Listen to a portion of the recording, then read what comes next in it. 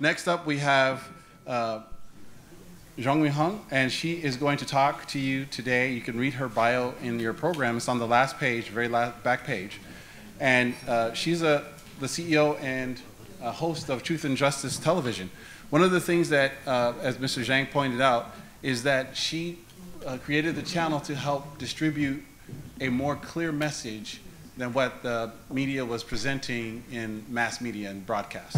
So as the host, she's been a voice, a loud voice, and she's going to bring to us some information that might help us understand why the press wasn't viewed as a reliable source of information during this process. Ms. Jeong?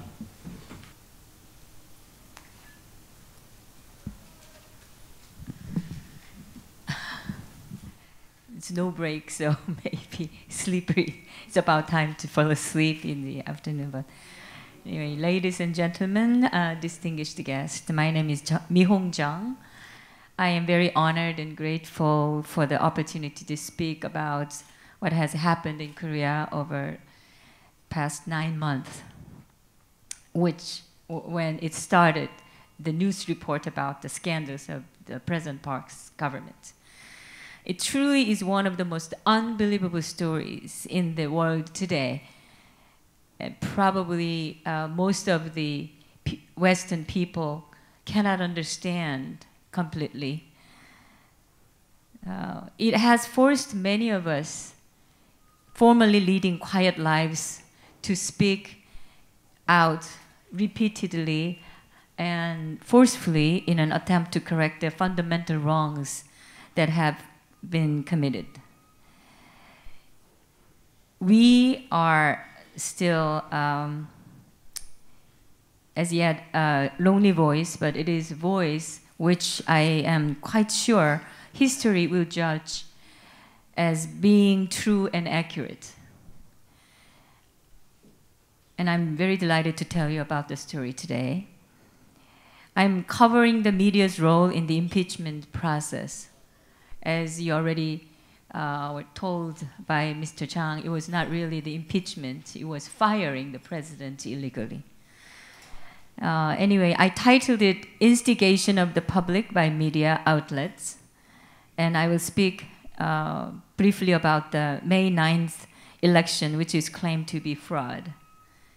And let me deliver my speech. What really happened in South Korea is instigation of the public by media outlets.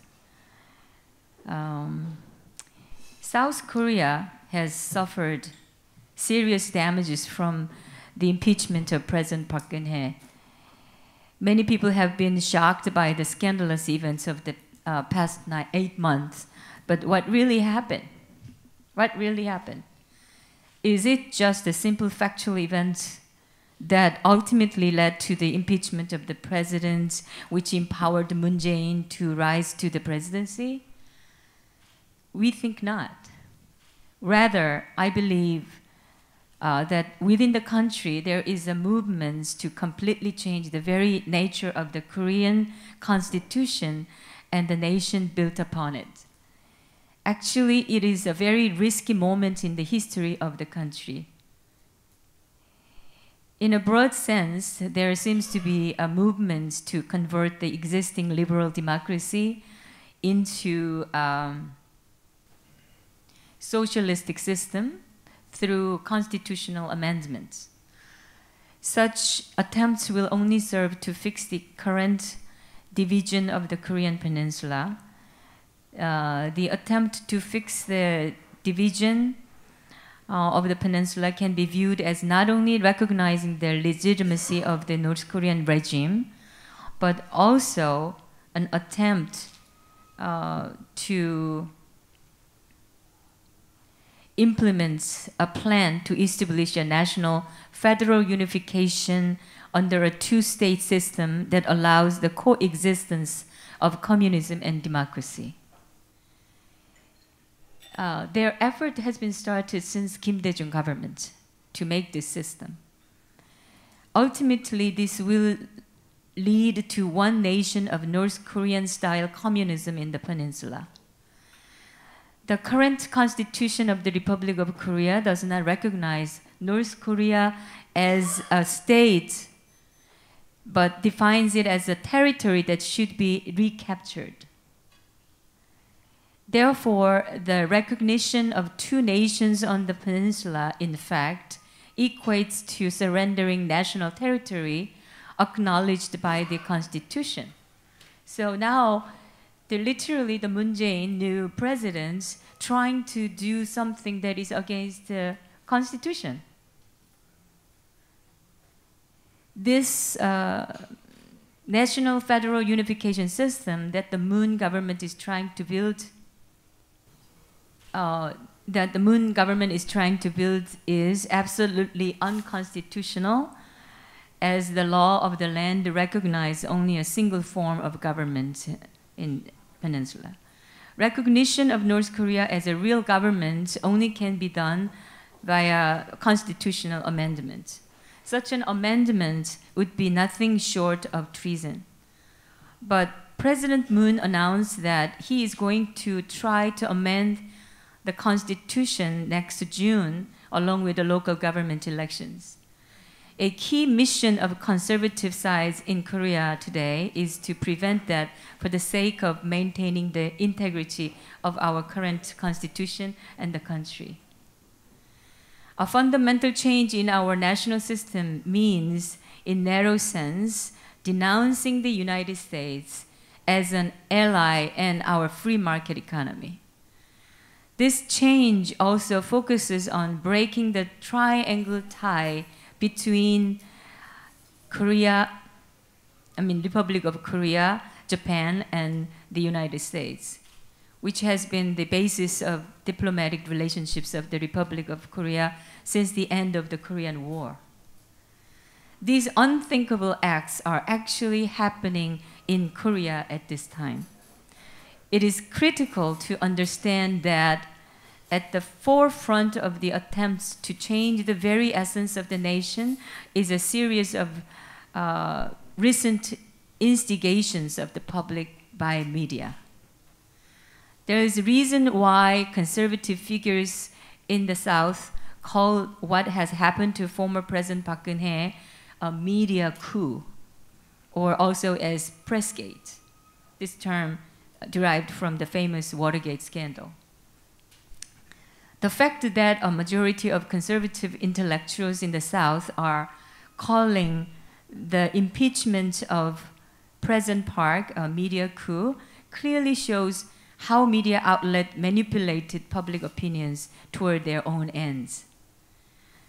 The media coup during the impeachment period can rightly be viewed as a gate of national change. In this report, Pressgate is considered as the point at which the change of the national system was ignited. The nature of Pressgate. What is the nature of the Pressgate? Pressgate, which is at the core of recent events in Korea, can be explained by three key elements. The first is the ideological orientation of the Korean media. The second is the demagogic competition between individual journalists. And the third is the excessive competition among the media businesses in an already crowded market. Let me explain in detail one by one. First, let's look at the ideological direction of the media. We should also look at the basic ideology which underpins Pressgate and the political topography of the Korean media. The traditional way of distinguishing media is through newspapers and broadcasting. But these days, portal sites and many online medias must be regarded as important media affecting the national political dialogue. During the authoritarian regimes, Korean media had a pro-government and conservative tone in general. In the case of newspapers, if the number of media with conservative tone was about 70%, The remaining 30% was either neutral or slightly progressive. The three largest newspaper agencies in Korea are the Joseon, Donga, and 중앙일보. All three represent a conservative view, and they practically owned the newspaper market among themselves in terms of circulation. Until late 1980s, when the 한겨레 newspaper, which is considered a beacon of extreme leftists, was launched, there was no leftist or progressive media in Korea. Today, most newspapers, including the three major media groups that I mentioned, and literally all of the broadcasting networks are considered as leftist. There are several reasons why this happened. First, the second and the third generation of the owners of those media groups, which the new generation of journalists is mostly leftist due to the big trend of 주체 idea, which swept South Korean universities in the 90s. 주체 is the fundamental ideology of North Korea, which dictates that self-reliance is the only way for a country to move forward. Receipt of any outside assistance will only lead to a compromise in national goals. So this thing somehow, the domestic, self-risen socialists among university students, this ideology swept them, and really hundreds of thousands of students at that moment was the followers for this 주체 ideology. And those young generations now have become the key workers of the medias and every sectors of society. And this leftist ideology among Korean journalists is also the result of the North Korean spies and the pro-North Koreans' activities to change the regime of South Korea. I missed the one line because the second and the third generation of the owner group of the media, owners of the media groups, don't have the philosophy or ideology as strong as their parents and the grandparents now.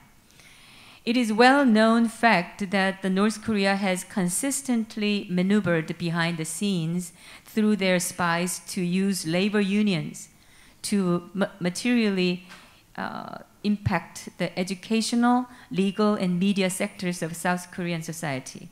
It is no accident that the most radical and violent unions in the country are the teachers' union and press union. Secondly, let's examine the aggressive competition between individual journalists to report more and more sensational news on a daily basis. The public incitement by the press can be said to have originated from their basic ideological orientation. But compounding this is the fact that they are in competition for news material for pure sensationalism and incitement. It is seen as the only way they can survive. Incitement competition by sensational reports inevitably leads to misinformations. How can misinformation or fake news be criticized, or how can journalists point fingers at their very own accomplices in making up the news? The fact of the matter is that they must remain silent about their actions. The impeachment last year was possible due to years of deep-rooted left-wing activities in South Korean society. Many Korean leftist intellectuals contributed to the impeachment. And I also think it is caused by the great fear of the pro-North Korean who is acting in South Korea, and the Kim Jong-un regime itself about the actions of President Park. Because President Park has a very strong tie with the U.S. and Japan to change the Kim Jong-un regime to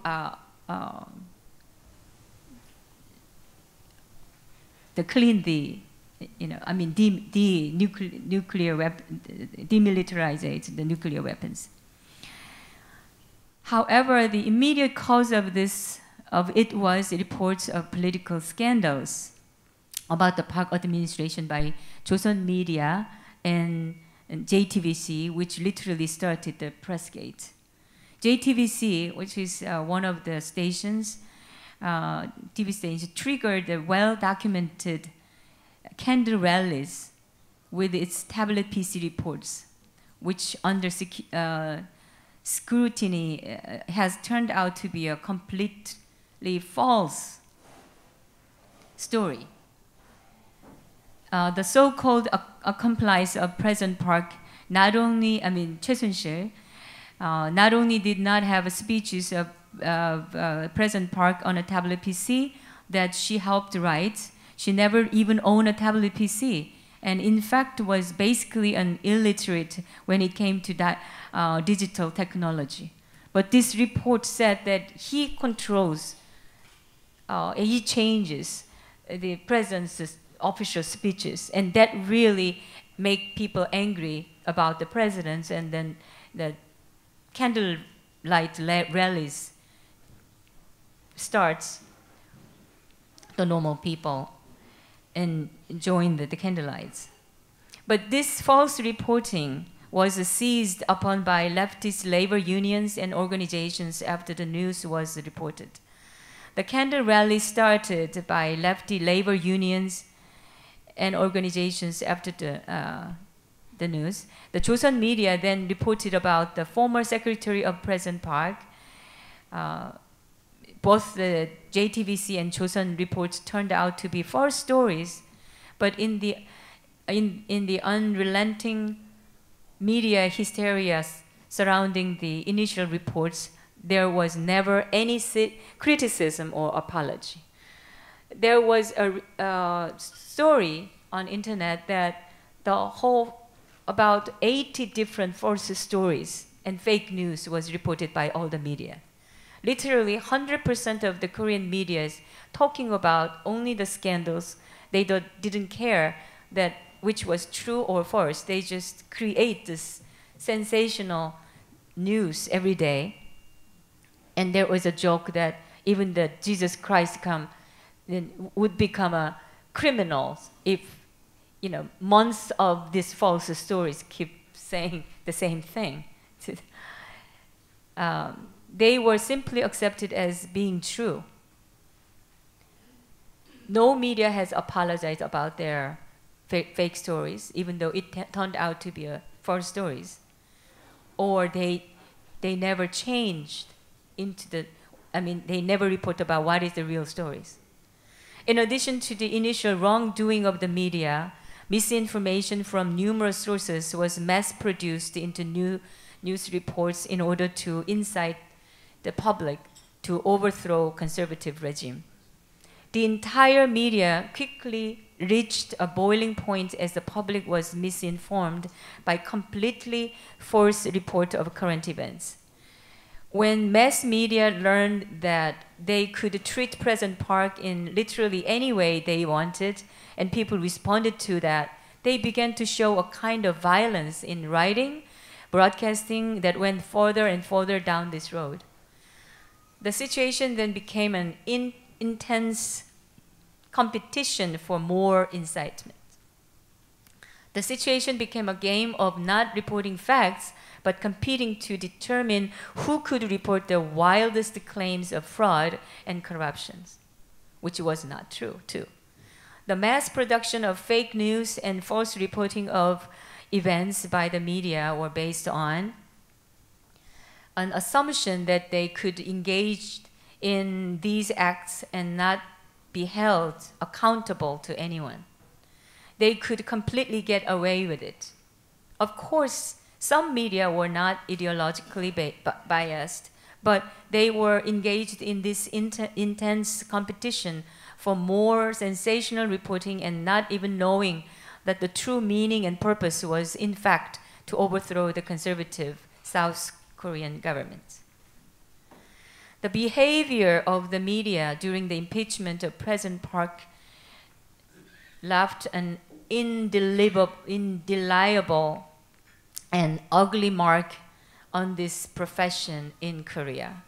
The fundamentally low quality of journalism will continue to prevent the Republic of Korea from becoming a truly developed nation under the rule of law. The third factor we should consider is the intense competition between media groups. According to a survey by the Korea Press Foundation, more than 1,300 newspapers, over 50 broadcasting companies, and over 1,700 internet newspapers are registered in Korea. These are amazing numbers considering the size of the country. There are more than 1,000 journalists assigned to the National Assembly, and Samsung, a private company, records more than 1,000 reporters visiting them daily. Samsung is a target of lefty medias. They try to discard, literally, the Union Party, which was dismissed by the President Park's the government.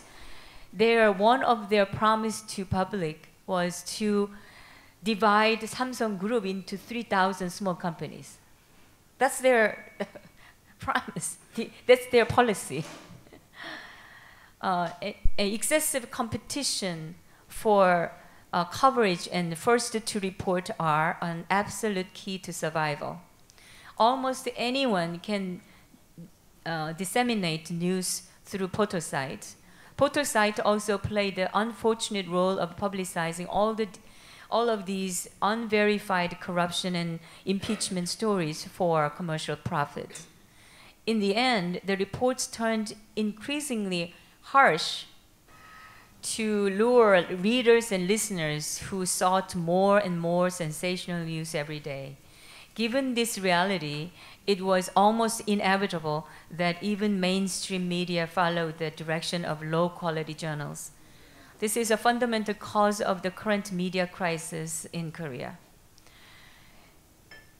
Criticism through mass media is a necessary tool for a society to cleanse itself. However, false criticism, which uses fake or untrue facts to attack people, has the effect of leading public opinion in the wrong direction, which in this case, leftist opportunists used to overthrow our government.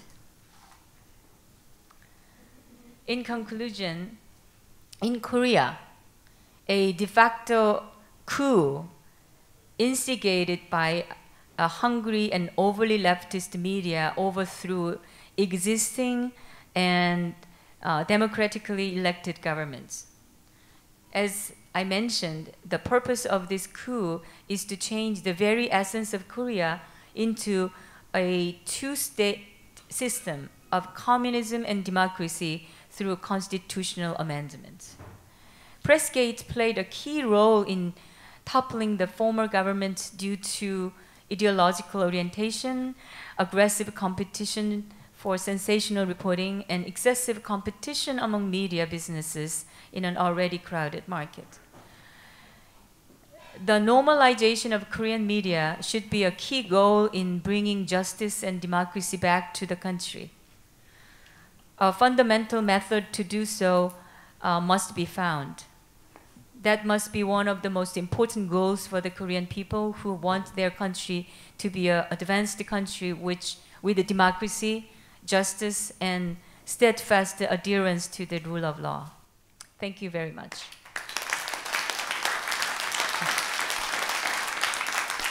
And I will quickly, briefly explain to you about the election, and which is now under litigation.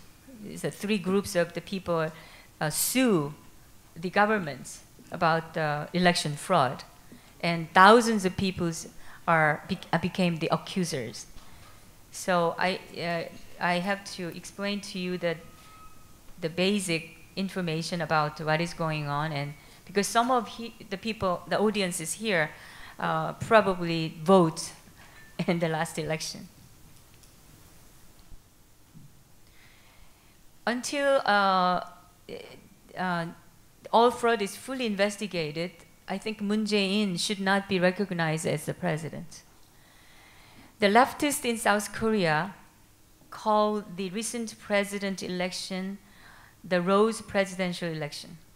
Over the course of 7 months, they mobilized a candlelight protest against Park Geun-hye, and by May 9th, 2017, accelerated the election outcome by 6 months. Because Korean roses bloom in May, hence the nickname, the Rose presidential election. But on the other hand, conservatives call the May presidential election a fake presidential election because it stems from the improper impeachment of President Park Geun-hye and potentially fraudulent voting process.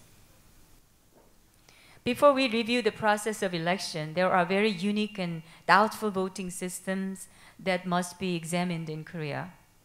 First, Korea has used the electronic program and the machine which divides the candidates on the ballot. It was used since 2002 when President Roh Moo-hyun was elected. This program has been criticized severely because of its inaccuracy and possibility of manipulation.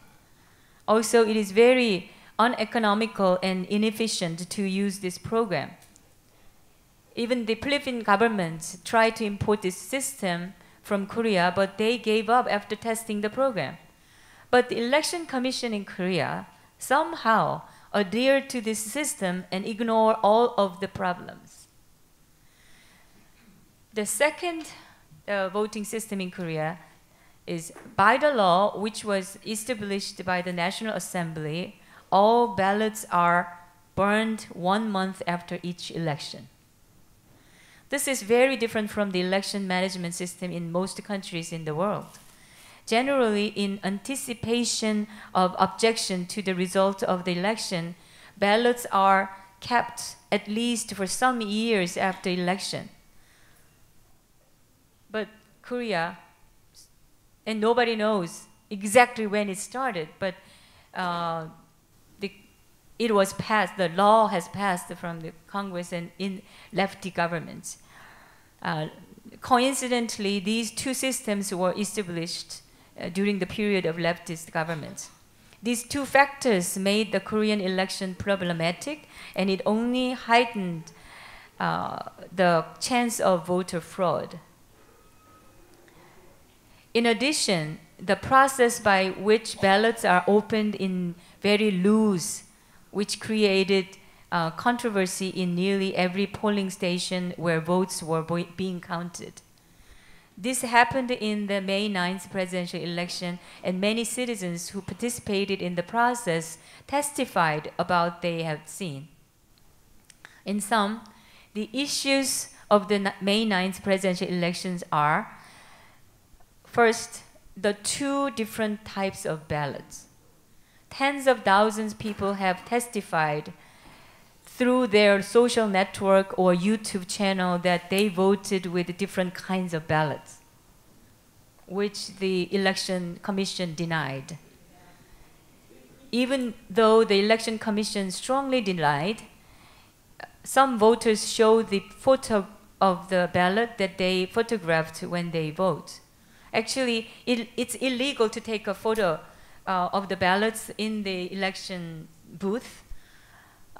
So some people took a picture, and the Election Commission officers came and then make them clean it, but deleted it. But because it's a smartphone, the photo automatically downloaded to some clouds or something, so they now revive the pictures. And the picture shows that the dates and the place that it was taken. So it was out on the internet. So it became clear that there were 2 ballots. And the second, that unauthorized ballots found during the opening and counting process. Ballots without a proper number or properly processed were found, but the Election Commission officers refused to investigate. In the counting place, some of the watchers claimed that and reported to the officers who were there, and they denied it, and they tried to hide it. So it became a scandal more and more. Many invalid ballots were regarded as valid ones, according to testimony, and many of those ballots were for Moon Jae-in. The third issue is many ballot boxes were not locked when it was they were delivered to the counting stations. So and many other evidence, small evidences like some invalid ballots which was like broken, and then they taped it and make it a valid one, and all these kind of stories came out. And so more and more people claims that it was a fraud election, it was not a right process and valid. In the Republic of Korea's May 9th presidential election, in view of beautifully blooming roses, the media, politicians, and the election commission may have worked together to help a leftist to win.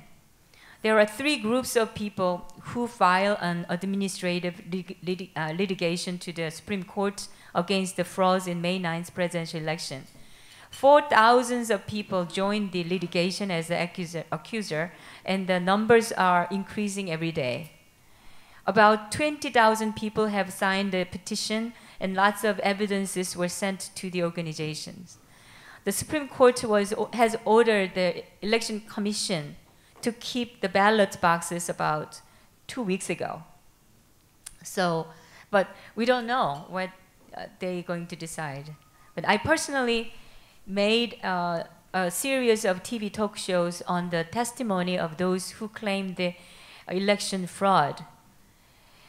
I believe that the nation must investigate reports of the electronic voting fraud and the vote swapping. All 50 major media agencies in Korea, dominated by leftists, announced that Moon Jae-in had an approval rating of 40% throughout the election period.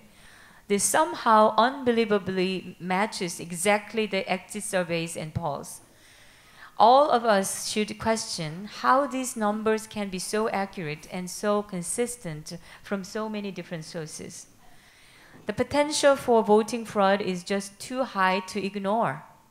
The Supreme Court will make a decision whether they investigate this issue or dismiss the case. But I expect, no matter what the court will decide, the efforts of people to prove the truth will be continued, and it will be a long journey. I strongly believe the truth will win ultimately, so we cannot stop it. Thank you very much. So I'm happy to answer to any questions if you have any. Yes. Aloha, and thank you. We have fake news here as well. And President Trump was really successful in exposing it, but nothing happened. There were no repercussions, no one fired, advertising still pours in. Was there any backlash to the fake media issue in South Korea? Actually, it's a very complicated background in Korea because of the leftists, how they grew up that much.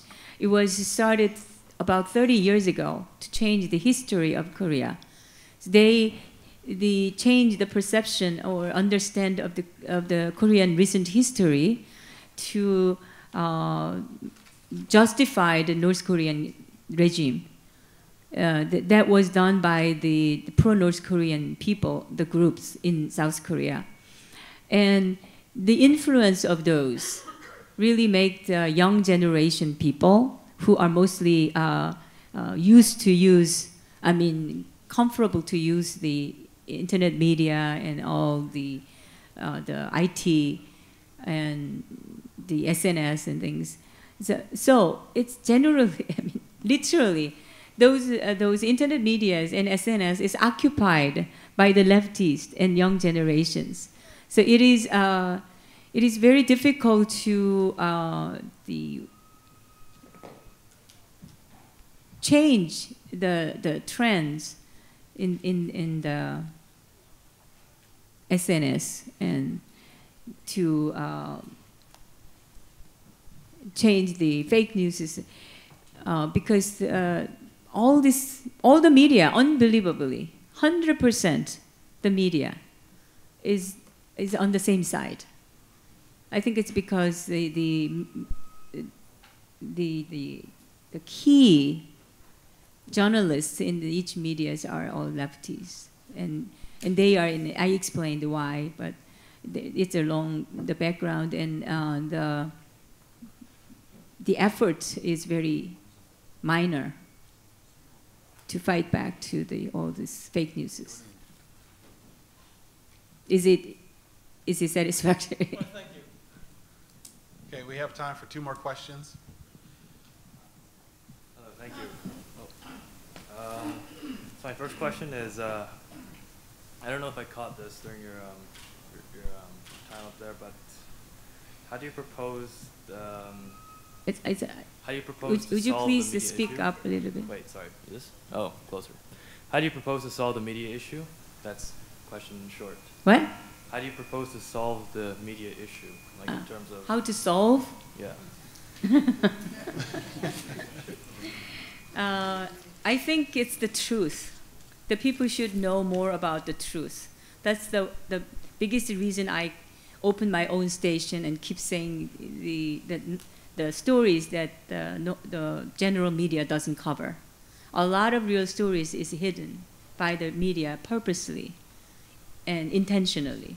So I'm looking for it and then report it to public through the YouTube channels and app channels, and I'm now going to make IPTV channels so that people can watch it in their living room.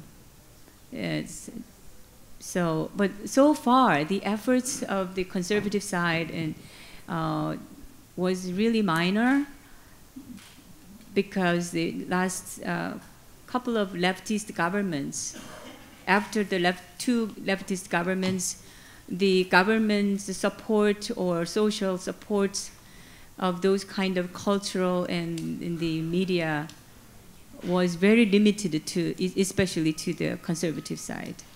So to rebuild the counterpart to the leftists is the key thing, I think. And let people know more about the true stories. Oh, can I just ask an additional question? So when you say leftist, you hear that word a lot. Do you discriminate between the term leftist and being pro-North Korean? What is the justification? I mean, the meaning? Yeah, the difference. Yeah. Like, is there a difference whenever you use the word leftist and pro-North Korean?